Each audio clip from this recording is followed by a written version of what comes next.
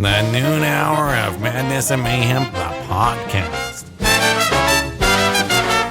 It is the noon hour of Madness and Mayhem. I am Peaches. As I was doing some tedious work behind the scenes here, I was also listening to the interview with Jason and Travis Kelce, Taylor Swift, the latest New Heights episode. I knew that episode would blow up. It was obvious. It now has 10 million views. Well, that was as of this morning. I don't know what it's at now, but they have close to 3 million subscribers. All you need is Taylor Swift just to acknowledge your product, and sure enough, the Swifties will follow. I find it funny that there's tons of people out there that overanalyze everything she does. I was just talking with Josh from Classy 97 about it, how it feels like she's almost as if she's the Riddler from Batman. Many people are overanalyzing the trophies behind her and Travis during the interview. They're analyzing, she's wearing orange lipstick. Orange is the color of the new album, The Life of a Showgirl. That got announced, coming out October 3rd, the same day as Mudvayne, Static X, and Vended and Pocatello. What a day that's going to be. That's also going to be the same day Bert Kreischer's in Idaho Falls at the Mountain America Center. October's looking jam-packed as well, same as last year. I remember last year being that day, that month where all the shows finally came to the area, and we basically had to rush around. And Big J from the X over in Boise was even talking about how October was so jam-packed last year that it was almost insufferable, really. But Taylor Swift, she seems funny. I'm not going to lie to you. She seems like she's a funny person to be around. She understands the jokes about her. She was making jokes back. The BBC put out a whole article talking about the interview, just the interview, not about how she revealed her new album. There's the full track list. They're analyzing every word she said. The podcast got her a boyfriend, that sort of thing. Sourdough bread baked with cat and chest hair. What is she going on about? What are these different headlines I'm looking at? Her granny hobbies. Swift didn't know about football till Travis. They really dissected this interview. It's almost like a full transcription, but a major news network just said, hey, we'll do it for you, instead of having some sort of software transcribe the podcast or transcribe the conversation there. But Taylor Swift, of course, that's going to be one of the biggest podcast episodes ever. I didn't realize she had never done an interview ever before, really, a podcast episode ever before until now, really. But seems like she would be a fun guest. If she wants to stop by, I'll talk to her, of course. She seems fun, like I just mentioned. Megadeth, by the way, complete subject change. I know Megadeth did the same thing with the countdown clock. I do love when bands decide to do the whole wipe their Instagram clean. They also like to do the whole countdown clock thing. Megadeth did have a countdown clock going, and apparently they just announced that this is going to be their final album. And then they'll embark on their farewell tour. Who knows if that's actually true or not, based off of, previous farewell tours that ended up being just regular tours.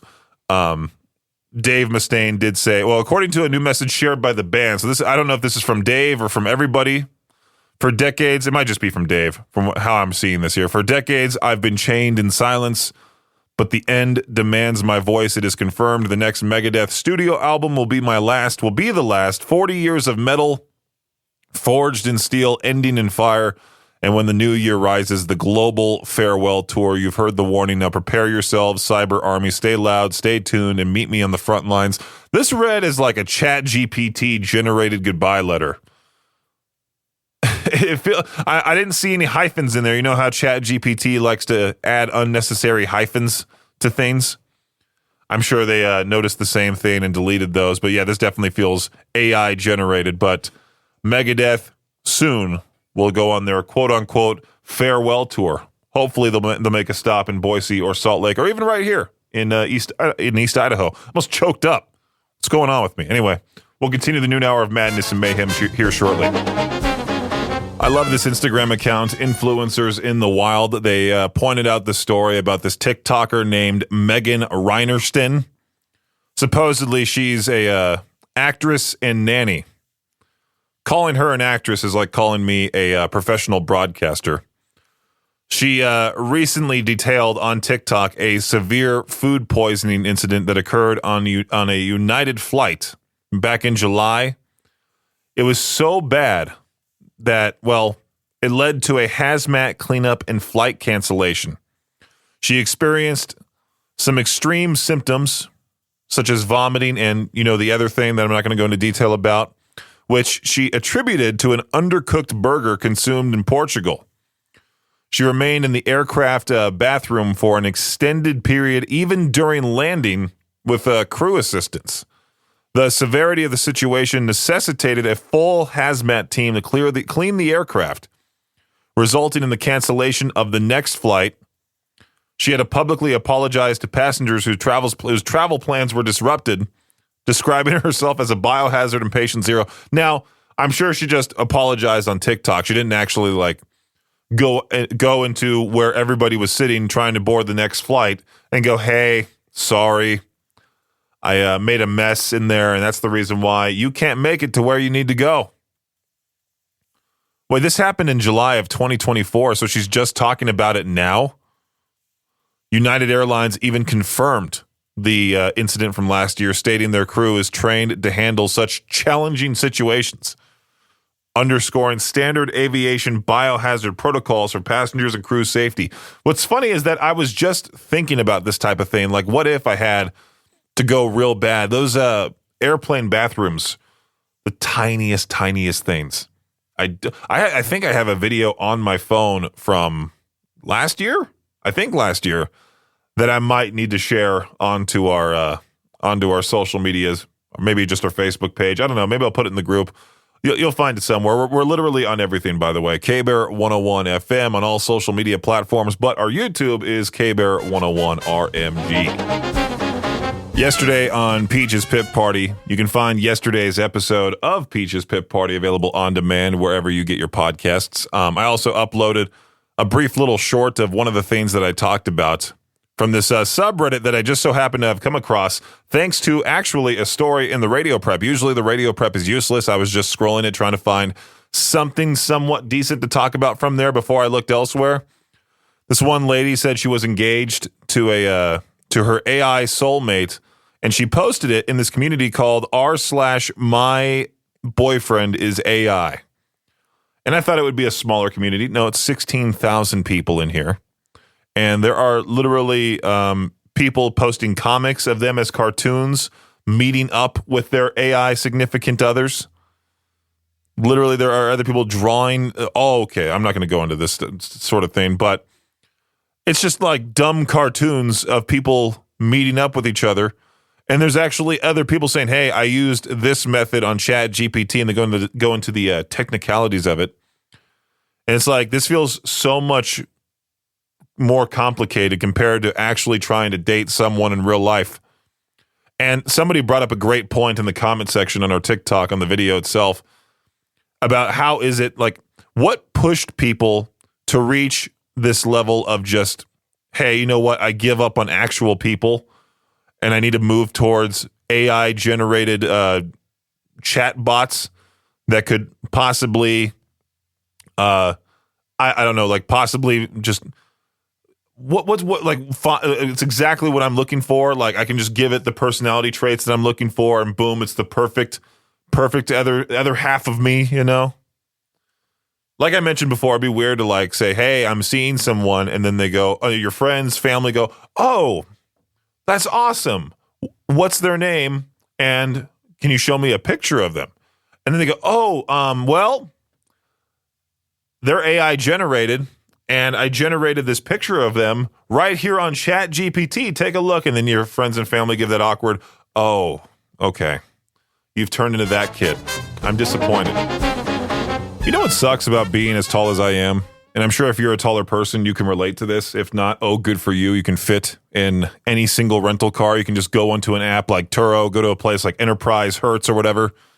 Just say, hey, give me the best possible option. And they just give you a standard car. You drive off, and that's it.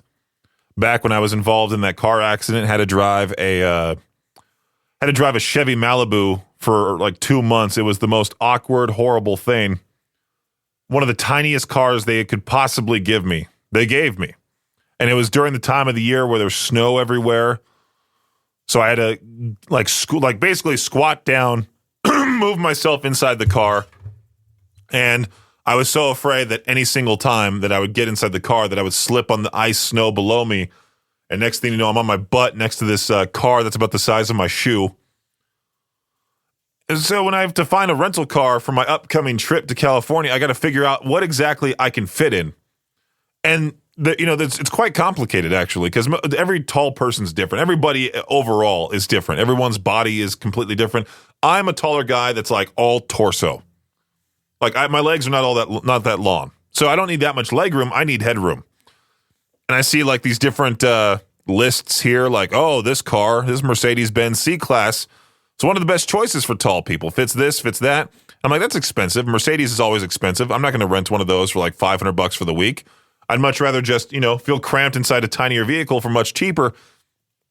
But then I see here, oh, the GMC Yukon, that's roomy. It's like, not really. It's actually pretty cramped on the inside for us taller freaks, My friend, one of my former friends from back at home, Bobby, he had a Datsun 240Z. And if you know what that car's like, it's low to the ground. It's very tiny.